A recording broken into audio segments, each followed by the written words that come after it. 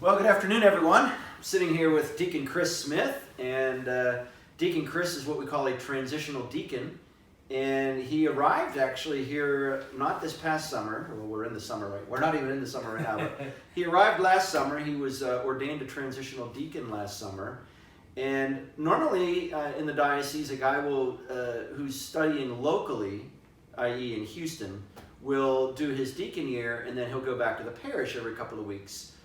Deacon Chris has been doing his work in Rome, so he's been spending his seminary time, most of his seminary time as far as studying theology, we'll get into all that, over in Rome. So he wasn't able to really come back as much until, of course, the coronavirus hit, and then that was a game changer for everybody. So it's got kind of a blessing in disguise. Well, it's a total blessing for us, for maybe in disguise for him, but it's been great that he's been with us for this long, because even in the short time that he's been with us, since just before Easter, he's been a great asset to our parish community. So, just going to talk a little bit with Deacon Chris here, and just kind of hear a little bit about his story, and share a little bit with all of you. So, welcome, Deacon Chris, to the couch here, to Father Chris's couch here. We had our little interview with Deacon Enrique now a few weeks ago, so now we have Deacon Chris. So Deacon Chris, just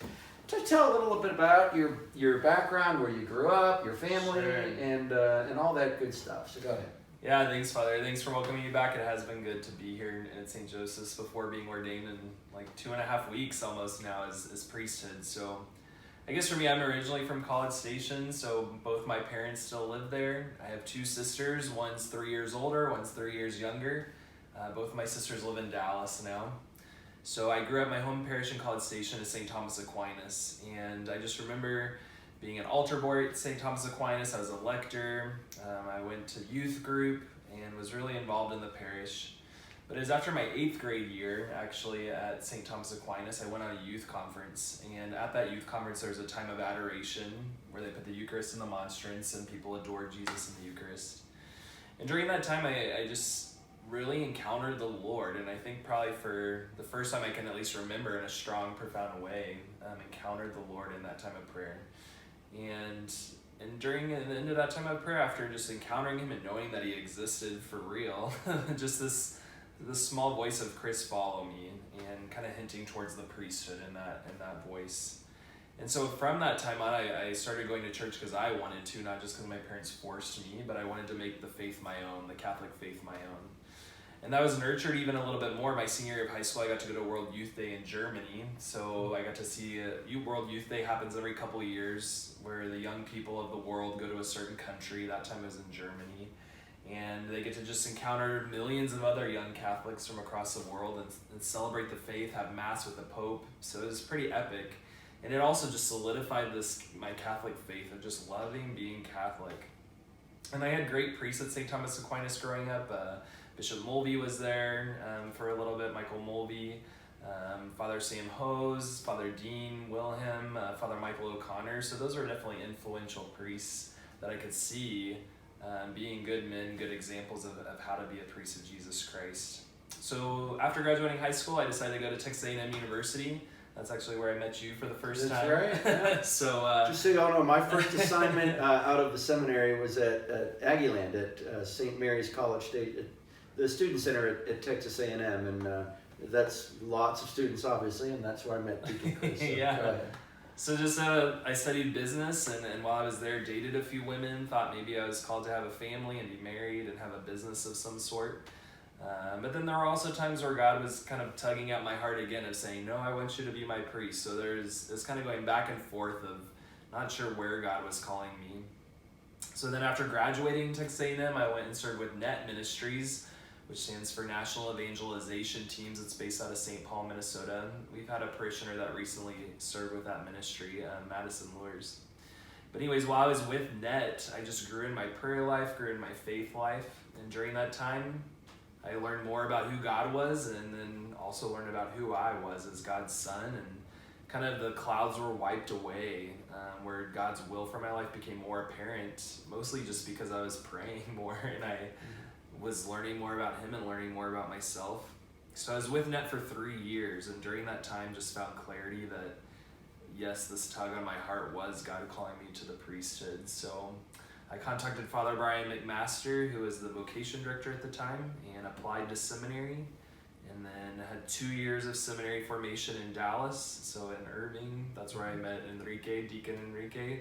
We became friends, and then after that, studied in Rome for 4 years, and Now you're the deacon. Now I'm here. Yeah. So, yeah, it's been definitely an amazing adventure. A lot of surprises along the way, including all of this COVID, which I guess is for everybody. So, for sure. But yeah. Well, okay, so let's go back a little bit to when you were in college, because I remember you in college too.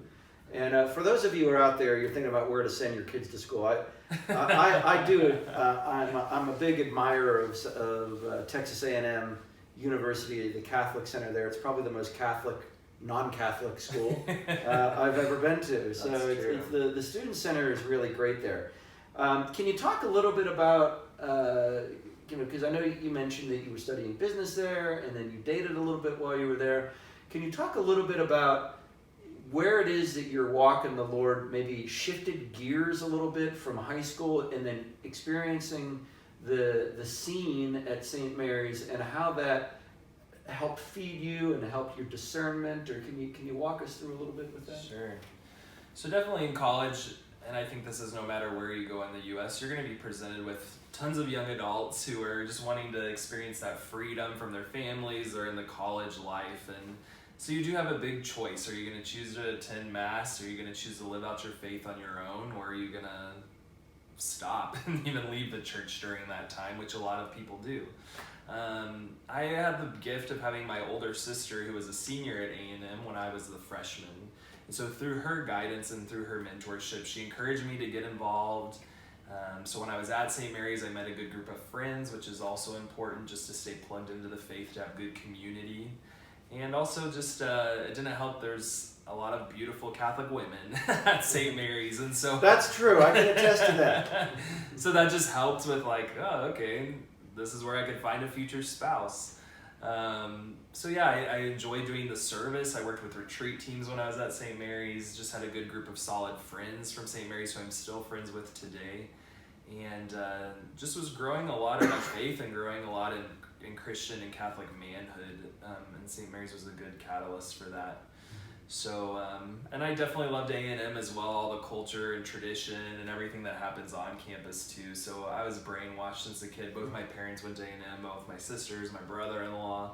So you drank the Aggie Kool-Aid. I drank the Aggie Kool-Aid. So, so yeah, I think just making that solid choice in college, like, all right, I'm not going to do this perfectly. Obviously, I still had mess-ups in my life and still had sin like anybody, but just found happiness and fulfillment by following the Lord and doing that in college as well. So now, when you were at A&M, that you did go on the Awakening retreat. Okay, you want to share a little bit about the Awakening retreat and how it is that it works at A&M and how that is it helps bring about a lot of vocations to the priesthood and religious life.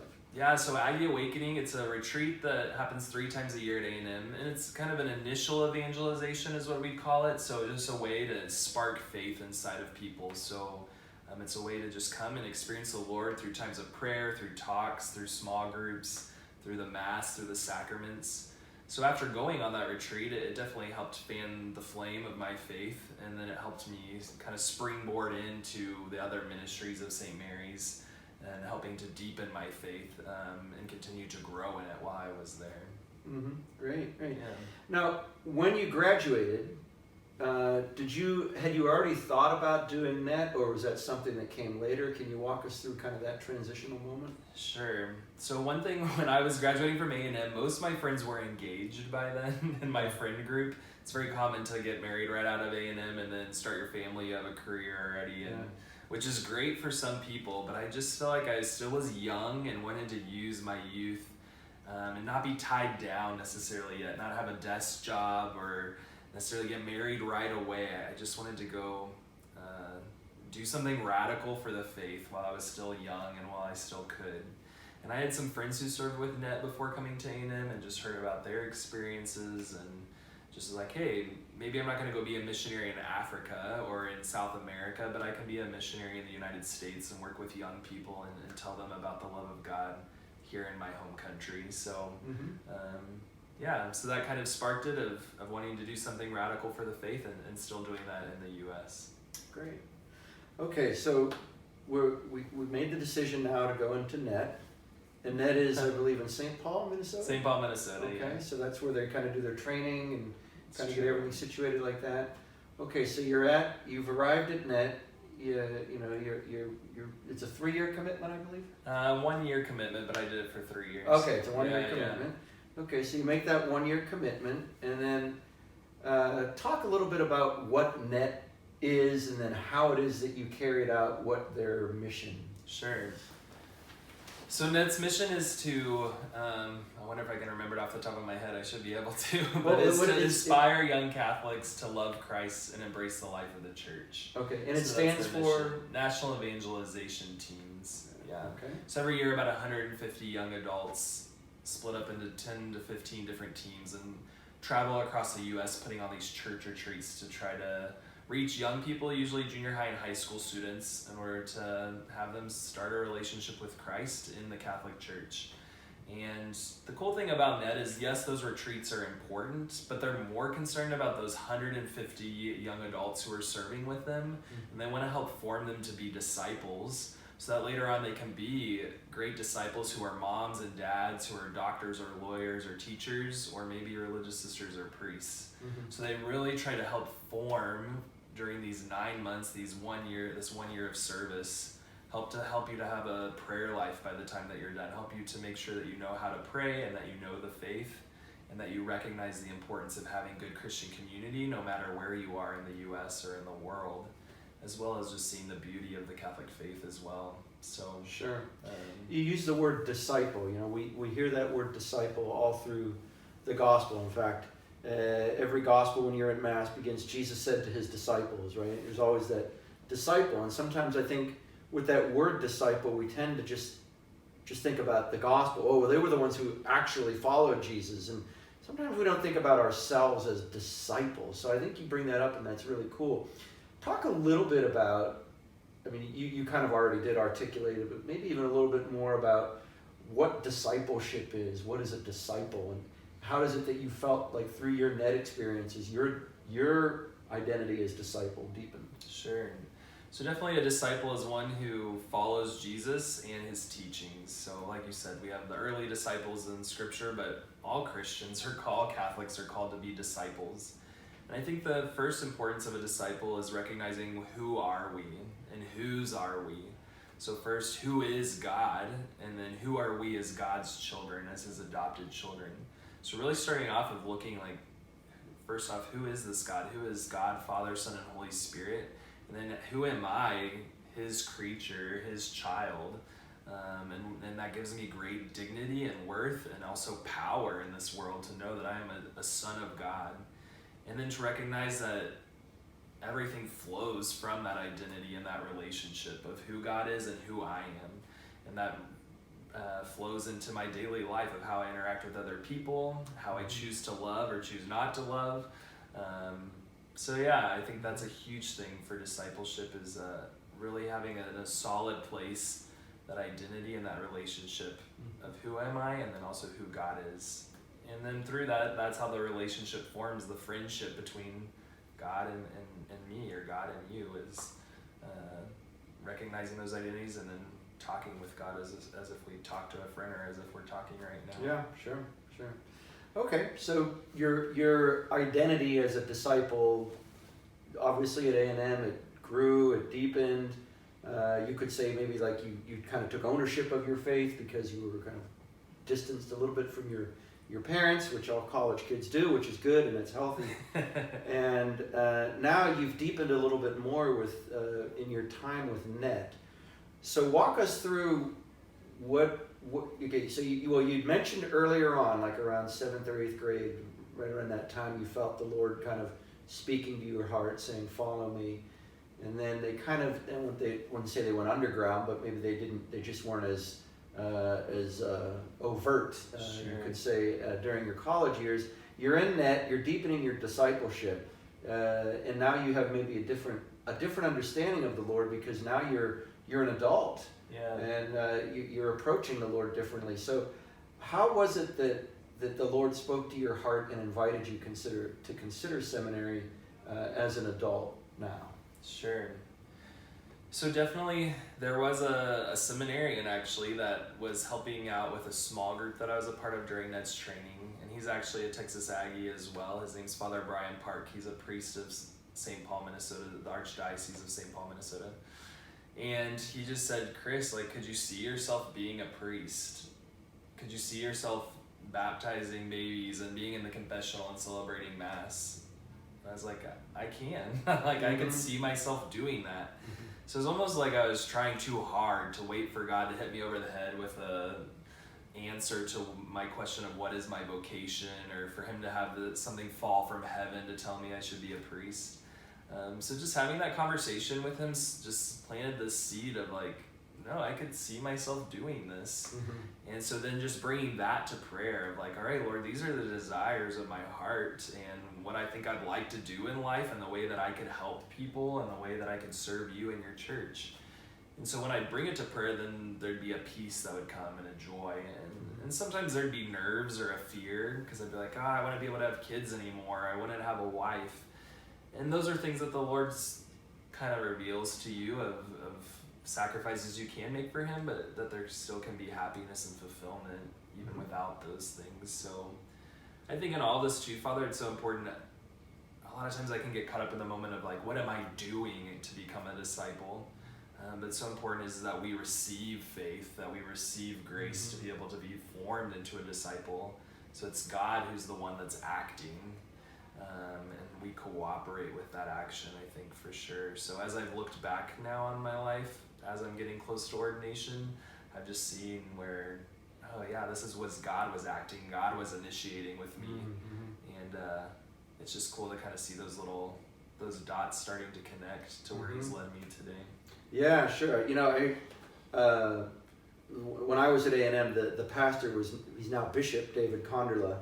I remember he said something to me once, when you said that, it reminded me of this, is that in the midst of your discernment, in the midst of, when you're thinking about the seminary as a young man, or maybe not so young of a man, you do go back to little anchor points along the way that you clearly, that sometimes it's, the clarity comes when you look in the rearview mirror and you can see that the Lord actually was, like you're saying, acting. He was active, he was present in your life. So, great. So that's what else is I found interesting is how a priest invited you. So it was already there. So the soil was already tilled, and that probably was from your growing up and then your experiences and then you going to A&M and then the net. So the soil was very, very fertile. It was tilled.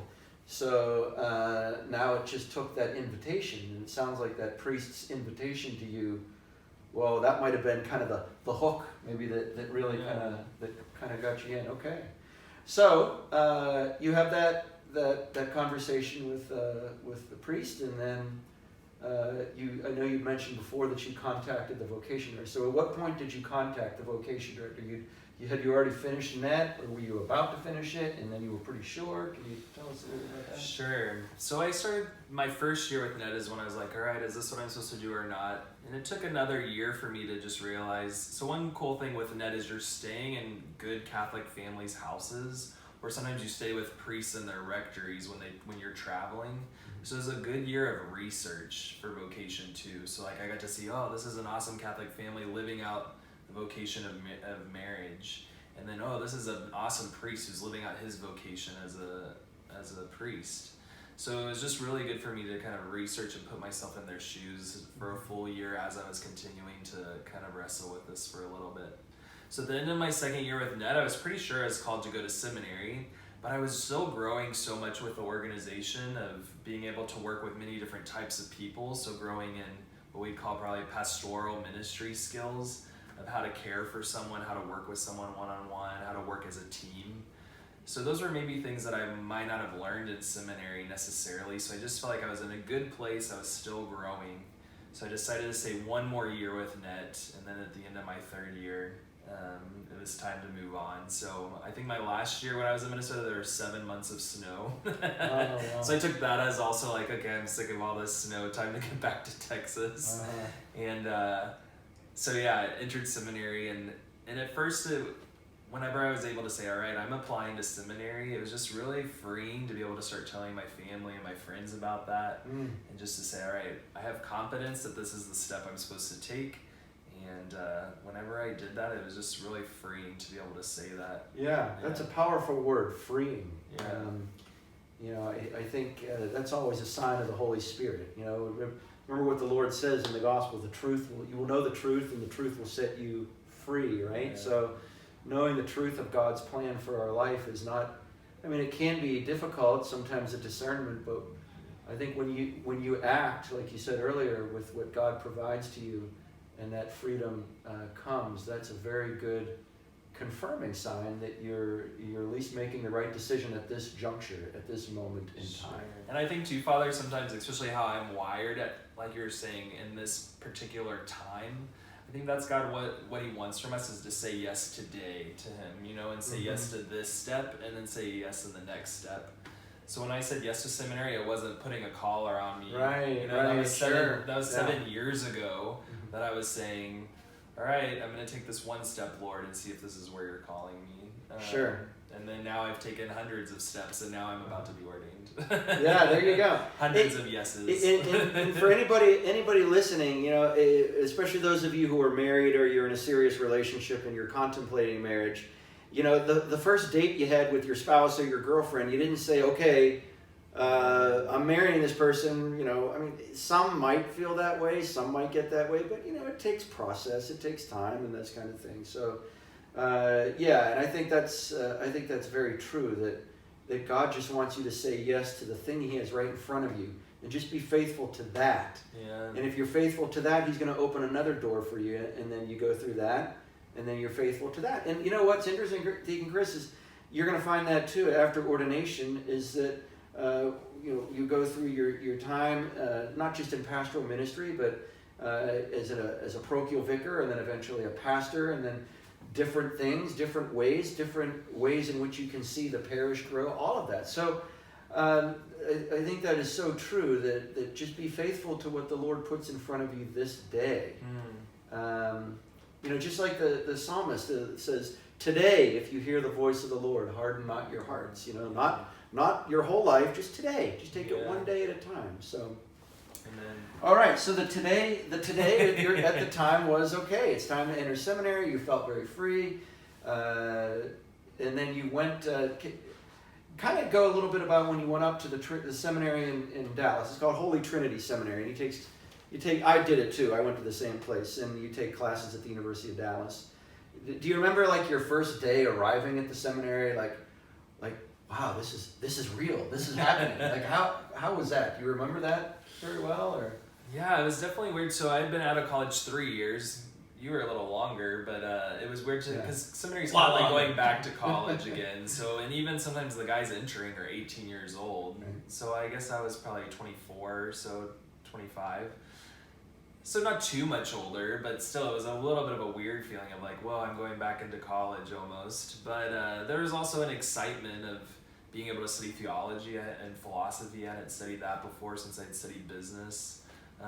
Also, there were a couple other Aggies there, so we had that connection right away.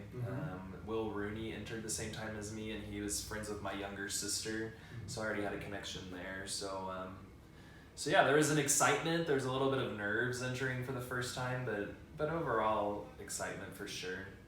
So, and it's a transition like anything in life, you know. So it just takes patience. It takes time just to settle in, so that you can kind of start getting in your groove. And then as you're in seminary, you know, can you just take us just through a typical day going back? I know this is 6-7 years ago. Just a typical day when you were at Holy Trinity. Yeah, good question. I'll have to remember the day of life there, or what life looked like. Definitely we started off with Mass in the morning and morning prayer, part of the Liturgy of the Hours that all priests are called to pray. And then we go to class at the University of Dallas. So we were in classes with normal students. which I thought was healthy as well, just to have interactions, especially for the younger guys who are still coming right out of high school. But yeah, we'd have sports as well, so we played intramural sports. I enjoyed doing that again. That was a fun part of it. But then we'd also have formation conferences where we were learning what it means to be a priest. We were doing a lot of interior searching as well, so that we could be made whole, that we could be healed in areas of our past that needed healing, learn more about who we were, looking at those identities like I talked about before, of who am I as a son of God, who is God. So that's a big part of seminary too, is really working on that human formation is what we call it, to be a strong Catholic Christian man that can serve the people of God. So that's what the first 2 years or 2 to 4 years of seminary are mostly about, is really forming the man, to making sure that we can be as whole and as healed as possible before we move on to theology, to be able to looking more towards priesthood. Sure. So you finished the first 2 years at Holy Trinity, and you felt you were faithful to those 1 year at a time, and you felt the green light to keep going. Yeah. And then between your philosophy and theology in that summer, what did you do? Good question. So I went to the Institute for Priestly Formation, which is in Omaha, Nebraska, and it's basically a whole summer focusing on spirituality. So really looking at your own prayer life, looking at even celibacy and seeing how that plays into the priesthood. And it's this huge, almost like a summer camp or a summer institute of about 170 guys that come from all over the U.S. So you're taking classes, but you also go on an 8-day silent retreat. So you definitely get immersed into the silence and looking at how God's working in your life. So yeah, that was the summer before entering theology. Right. So you get that spirituality, that deeper understanding of it. It's kind of, I remember I went through it too. It's kind of like you're focused on, as you said, the whole man, but when you're in the seminary, you're so academically inclined because you're taking a lot of classes, while you're at seminary. And then when you go to the summer program, it's like the intellect, well, not that the intellect goes away, but it's like it's not so much head, it's more heart that they do at this Institute for Priestly Formation, and then because that's how you become a whole person. It's the head and the heart. So great. So you had the good experience at IPF. You already went through the good experience, and I know it's rigorous academics at the University of Dallas, which is great. It's really important because intellectual formation, as you were saying, it's really important for a priest. So you continue on. You go to that's right. So you got the call to make the journey overseas. That must have been pretty exciting. Across the pond. It was really exciting. I never in my life thought I would go over to Rome to study. There's the North American College, Pontifical North American College there. And yeah, that was probably one of the biggest transitions of my life. Like, I had lived in St. Paul, Minnesota before, but I have a pretty close-knit family, and a lot of my friendships are pretty close. But I was going across the pond, and you don't come back for 2 years, your first 2 years. You stay over there, and it seems like eternity, these 2 years of your life. Just because you're not able to come back, except for like weddings or funerals of your immediate family. But it was definitely quite the adventure. I didn't know anybody going over. There's about 250 guys over there. It's a bigger seminary. So it was definitely a call for trust for me. And it was probably one of the biggest testers of my faith so far. I'm just, all right, Lord, I have no idea what these next couple years are going to look like, but it's you and me in Rome right now, Lord. And there was just a lot of growth in my relationship with the Lord during that time, and kind of looking at still myself and what were some weaknesses and some areas that I needed to be made whole in still. But the Lord was faithful, and it was such a gift to be able to study in Rome, just to be able to learn, not just in the classroom, but learn through the saints, through being in the heart of the church. Definitely was a disadvantage of not being able to do as much pastoral work here in the diocese. And when you're over there, you recognize the gift, but you also long for the day you can be back in the Diocese of Austin to be with the people there, because even though Italians are great, they're not the people you're called to serve. So it was just good to come back to Central Texas to be able to be here and to work with the flock that I'm called to work with. Sure. So No, were your classes in Italian or English, or tell us? yeah, so the university I went to, the professors, everything's taught in Italian. So that's also an obstacle. Is we went over a little bit early, 5 to 6 weeks of having Italian studies, just an immersion, to try to learn as much as we could before we started classes. So there's definitely a learning curve at the beginning of making sure you can understand what you're being taught. The good thing is that all the exams are oral exams at the end of the semester, and the professors will talk to you in Italian and ask you the questions in Italian, but you can respond in English. So that definitely helped when exam time came. But there's a great poverty in that, though, of just being a foreigner in another country, of not being able to know the language, not knowing the culture. And it just really helped me to be in solidarity with those who come to the United States who don't know the language, who don't know the culture, and just to really have this poverty and this relationship with a lot of our immigrants to the U.S. Sure. I think that's a great point. You know, in our parish, there's a lot of Spanish speaking here, and sometimes I'll talk to somebody who's mostly from Mexico, sometimes from Puerto Rico, and sometimes Panama, and they're apologizing to me in Spanish because they can't speak English, and I say, no, yo entiendo, es difícil, yo entiendo. I mean, I understand, it's hard, it is very hard. So I think that's great that you had that experience, and it helps you to be more compassionate on people, because learning a second language is not an easy thing to do, especially as an adult. It's very, very challenging. So I have a great respect and admiration for that. Now, okay, so you're at seminary there, and then you came back for your pastoral year. Where did you do that, and what exactly was the pastoral year, if you can describe that? Yeah, so pastoral year is when it's like an internship, just like you would do for a business. So I was at St. Helen's Catholic Church in Georgetown with your classmate, Father Will Stratton.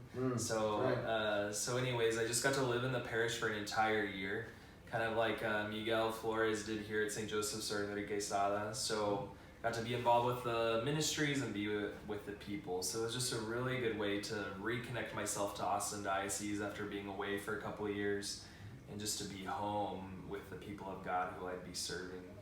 So awesome.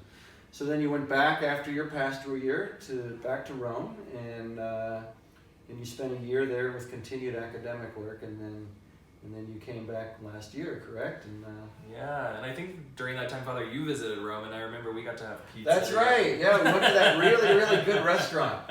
Oh yeah, that was a great restaurant. Oh man. Sorreva's, if you're ever in Rome, that's the restaurant. I love that restaurant. It's great. It's a great place. That's right. I think me and your classmate Zach went. Or was it Greg Earhart? Maybe. Greg. And I think you were wearing your Steelers. Exactly. Which one we have right behind you here. So how about that, everybody? So another connection. It's cool. Who knew that at that point I'd be coming back to St. Joseph's? Yeah, exactly. Yeah, first A&M, then I see you over there, and then you're here at St. Joseph's. So you were ordained to the transitional diaconate last year, and then this year. You didn't get the chance to spend as much time in the Deacon Chris, as I mentioned at the beginning, was here with us last summer. And then he went back to Rome. So in the past 2 months, he's been able to do a lot of preaching and some teaching. I know he's been doing using the Facebook with the St. Joseph News. There you go. A little bit of Bible study, yeah. A little Bible study work, and then you've done, no, I guess you haven't really done any baptism since you've been back, right? No, Don't worry, he'll be getting a lot of practice soon enough, believe me. So, but you've grown in that identity. You've been, as I said, doing the preaching, and sometimes just wearing the cleric, walking around can be people respond to you differently, and it's really something when you go out in public and you have your collar on, and it's like, whoa, this is a little bit different now. So, okay, so now we're just 2 weeks away. 2 weeks is coming Saturday. Deacon Chris is going to be ordained to the priesthood, and it's going to be Saturday, June 27th at 10:30 a.m. Either way, though, even if you're not able to attend his ordination in person, I'm quite sure the diocese will be having this on Facebook Live, as we did with the diaconate ordination. So I just want to thank you, Deacon Chris, for being here. It's been great having you here in these strange times of the coronavirus, COVID-19, and all the ways in which that has challenged us. So I think we can all count or you can count on all the prayers from the people who'll be watching this video, and look forward to having you be ordained and then serving somewhere in the diocese that will be revealed. When will that be revealed? On Saturday. Is it this coming Saturday? Yeah. Oh, okay, yeah, okay. Yeah, and we'll be revealing who our new priest will be too. We'll be receiving a new priest. That will be revealed this weekend, okay? So stay tuned, everybody. So And I think we talked about, Father, that maybe in August or something I can come back and celebrate. that's that. correct, yeah. So Deacon Chris is going to be coming back to celebrate a Mass of Thanksgiving. We haven't determined an exact date, but like he said, it'll probably be in August sometime. So we'll make sure that everybody knows that when that will be and the Masses that he'll be serving at, and it'll be great to have him. So please continue to keep him in your prayers over these next couple of weeks, and